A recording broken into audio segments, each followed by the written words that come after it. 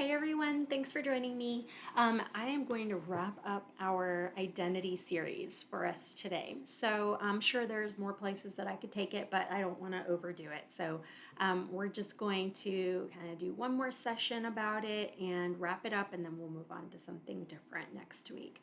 So, throughout this series, I've been talking to you about different ways of looking at and understanding identity and the way identity develops, and ways that you can kind of learn more about yourself and just make decisions that really impact your identity while also understanding the experiences you've already had and how those have already impacted your identity. So, today I want to kind of bring us to a topic that just kind of helps you see where to go from here. So, I kind of want to talk about what happens if you don't like who you are.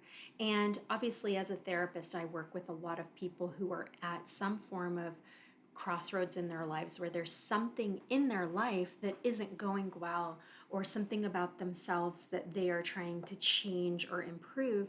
And it may not always be as severe as I don't like myself, but a lot of the times it is. And it's an unhappiness or a dissatisfaction that bleeds into a lot of different aspects of our lives. And so today I kind of wanted to go into that a little bit and just get you really to think about, if you're happy with everything in your life, then this is just a good thing to listen, just to understand maybe that other people aren't like that. But you might be the kind of person that has little things in your life that you are not happy with, which is most of us, right? Very few people are fully satisfied with every aspect of their life. It's just, I don't think that's possible. I think we have seasons of life where we're really happy and everything is going well. But for the most part, we all go through hardship and we all go through just changes or transitions that we're having to adapt to or work to overcome. And then you've got some people that are constantly unhappy. They don't really feel good about any aspect of their life. They're unhappy with who they are, they're unhappy with their relationships. And today I kind of want to focus more on that aspect of yourself, that aspect of your personality, your character, your identity. What happens when you don't like who you are? What do you do? And that is, it's a question that's difficult to answer kind of across the board, because it really depends on the situations and what you're struggling with, why you don't like yourself. But at the end of the day, you might have at some point or currently be going through a kind of a situation or a feeling where you don't like who you are, or maybe you're living with a lot of regret about things that you've done. Maybe you've made decisions or done things over the course of your life that have impacted your life. Maybe you made a bad decision at some point years ago, but you're still feeling the ramifications of that today. Maybe it led you down a path where you lost something or someone that's important to you. Maybe you got in legal trouble and now you have maybe a criminal record that prevents you from getting an apartment, getting a job, whatever. And so a lot of the times when we have these things that we struggle with where we don't like ourselves, we feel stuck. We don't know, like, what are you going to do about it? You don't know how to change it. You don't know how to fix it. You just feel bad, or you feel ashamed, or you feel regretful or guilty. And it's tough, because you're right. We can't undo what's already been done. We can't change that situation, but we have to all learn to live with where we are, or aspire to be better, to make changes that support a different future moving forward. Sometimes it's not regret or unhappiness you feel because of the past. Sometimes it's just, as a person, you just don't feel good about yourself. Maybe you have really low self-esteem. Maybe you have really low confidence, or you don't feel confident in your ability to be anything in the future, do anything in the future. So you could be a younger person that's just starting out your adulthood, or you could be someone who is, well into your adulthood and approaching maybe late middle age or later, elderly age, and you might be looking back or looking at your life right now and just feeling like you don't like who you are. And so that I'm talking to you. If that's something that you're struggling with, whether it's an aspect of your life that you don't like or the entirety of your identity and your personality, then this is something that I just want you to think about. I want you to think about, first of all, if that's even the case, because there are some people that experience unhappiness or depression or anxiety, but they don't know what it is. And so by getting in and really working to understand the root of it, some people then discover it's not just a feeling, it's not just a mental health, maybe not a chemical thing, but also possibly a just a reflections on life or a feeling of personal progress that you don't like, or any kind of insecurity. And so first I want you to identify, are there aspects of your identity or of your personality, of your character, of yourself that you don't like? And what are those? You could even make a list of like, here are the things about myself that I wish I could change. And I'm not talking about body image or the way your face or body looks. Like, I'm talking about your personality, your identity. And obviously those things play a role. Like, if you have severe body image issues, then those are going to play a role in your identity and how you see yourself. But try, for maybe for the sake of this exercise, just thinking more about personality, choices you've made, the way you treat people, the relationships that you have. We'll come back in a minute to talk about that body image. But for this first part, just think about identity as it pertains to behavior. And so if there are things that you've done, whether it's a relationship that you're not doing well in, or a relationship that you've lost already, or bad decisions that you still kind of find yourself thinking about, and just, when things are quiet, you just sit and live in kind of regret of things that you feel bad about in the past. So whatever those things are, I think you first need to identify them, write them down, make a list. And then I want you to really look at that, maybe find someone to talk to about it, whether it's a friend or family member or your therapist. But I want you to look at that and really try to examine, how does that impact your life right now? Like, are these little things that you don't like about yourself, but really they don't play a role, like you only are aware of it if you were to stop and think about it? Or are there things that legitimately get in the way of you being able to be your best self? Like, do they hinder you from trying to go for a better job or a promotion within your job because you're intimidated and you don't believe in yourself? Are you stuck in a marriage or a relationship that you are unhappy in, but you're afraid that you don't trust your judgment, or you've made bad decisions in the past in relationships, so you don't want to leave where you are to pursue something better? Or maybe you think you can't get anything better. Are you, do you feel bad about yourself as a parent? Whatever those things are, just kind of try to pinpoint, are they impacting your day, impacting this part of your life, or are they just things that you actually have dealt with pretty well, and they just sting when you really focus on them and bring them up. So if it's something that does impact your day-to-day or this current stage in your life, I want you to then take it a step further and look at that and ask yourself, okay, what can I do about each one of these things to try to move through it, overcome it, and either let it go, like heal, find a way to heal from it and let it go because it's in the past, or make decisions today and every day moving forward that support an improved way of living. Where, like, let's say it's the thing where you feel incompetent as a parent, or you feel like you had that one situation with your kid where you yelled at them so badly that now there's like damage in their relationship and they don't want to talk to you. Well, okay, what do we do? How do you try to heal that? How do you try to bring some kind of improvement in that relationship, the way you talk to your kid? Maybe you need to go to counseling with your kid. Maybe you need to apologize, whatever. So what is the thing that you need to work on today that would help you let go of some of that shame, or let go of some of those insecurities? And sometimes it's not as easy as that. Sometimes it's really deep-rooted stuff. It could be trauma related. It could just be a hurt that hasn't been resolved, or a regret that you need to really somehow make amends about. But it's all about effort. It's all about intention, being intentional and making a decision that this is something you don't like about yourself, or this is something that makes you unhappy in your life. Therefore, you need to do something about it. You need to make an effort. You can't just continue to live in that yucky feeling, whatever it might be. You have to choose to want to grow out of that. And for some people, there are specific steps they can take to recover it. And for others, it is really just about learning to heal and move on, because there's nothing you can do to fix that situation. You just have to learn how to not beat yourself up for it, or how to maybe not feel responsible for something that actually isn't your fault, or if it was your fault, how to forgive yourself. There's lots that you can go into there depending on what it is. But ultimately, don't just live with the yucky feeling. Do something about the yucky feeling.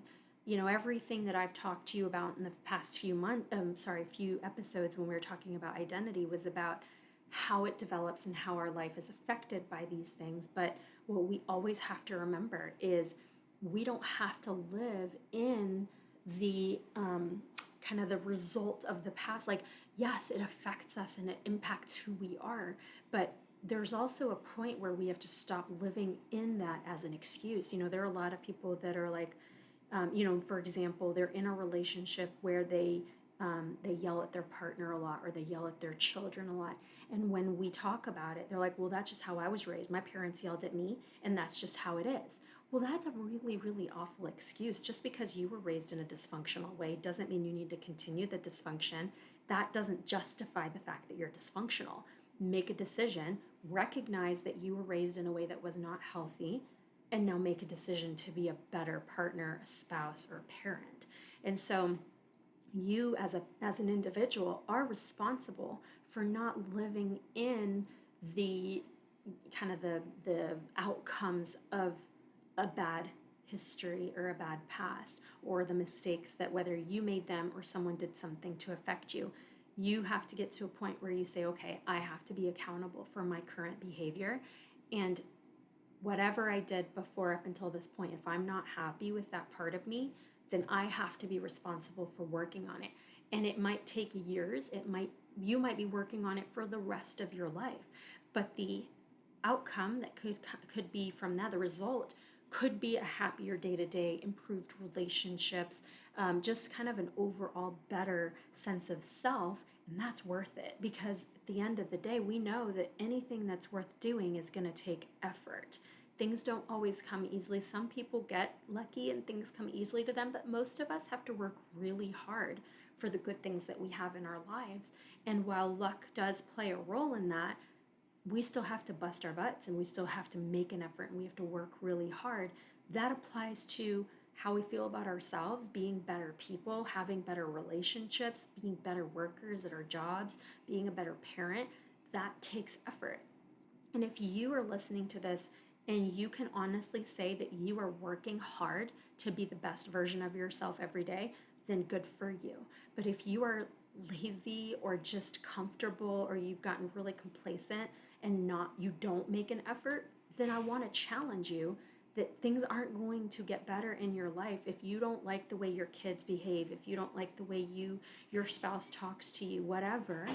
If you don't like that, but you're not doing anything to try to address it, then that does become your fault as well. Yeah, it might be the other person's primary fault, but you standing by and not doing anything to address it, not doing anything to either improve your part in it or get out of the situation or whatever, you are also responsible for that, and you need to take accountability.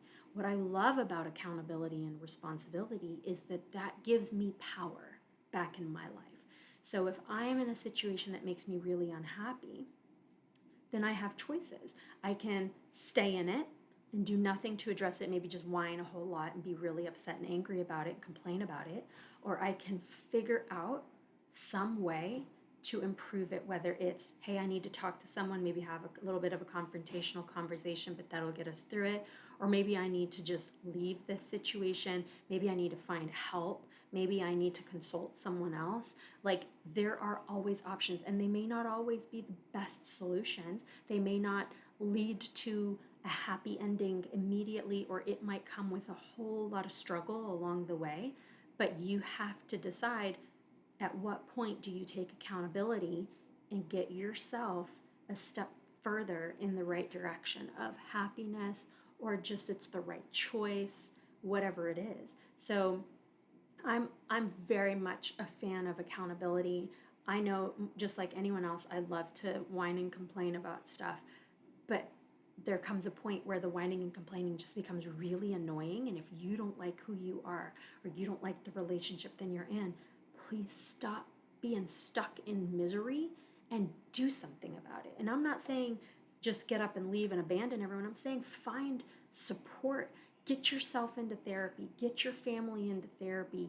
Take a class. Go work out. I don't care. Whatever it is that'll make you a happier person or that will help you in your situation feel better, that is what you need to be doing. And we're all so good at making excuses about why we don't have time to do things. And I'm great at that. I'm great at, I don't have time, didn't make time to work out or whatever. But at the end of the day, I'm the only one that's going to feel like crap if I don't do that. It might be really annoying to the people I'm complaining to about it, but I need to do something about it. No one else can do that for me. So you have to look at yourself, and if you don't like yourself, yes, take into consideration all the things I've talked to you about in the last few weeks about how you are who you are, why you are who you are, how you got here, but then make that decision about where do I go from here? Do I sit in this knowledge of how I got here and just kind of let it define me? Or do I take that knowledge and say, okay, I'm ready to make a change. I'm ready to not be the kind of person that I'm not very happy with. I'm ready to aim to be a better person, even if it's just one step or 1% better every day. Make an effort, show the people in your life that you care about being, taking care of yourself, being good in your relationships. Set an example for your children or for the people that matter in your life. Take care of yourself, make improvements where there is room for improvement, and never stop trying to be a better person. Never stop trying to aim for happiness or aim for satisfaction or fulfillment in your life. Don't just settle, and don't let fear prevent you from taking risks. They have to be smart, calculated risks, but most most big decisions require, some amount of thought and really like smart decisions, and then a certain amount of just a leap of faith. And you just got to go for it because you can't control the outcome of everything. You can try your best to kind of make informed decisions, but at the end of the day, we don't know how things are going to work out.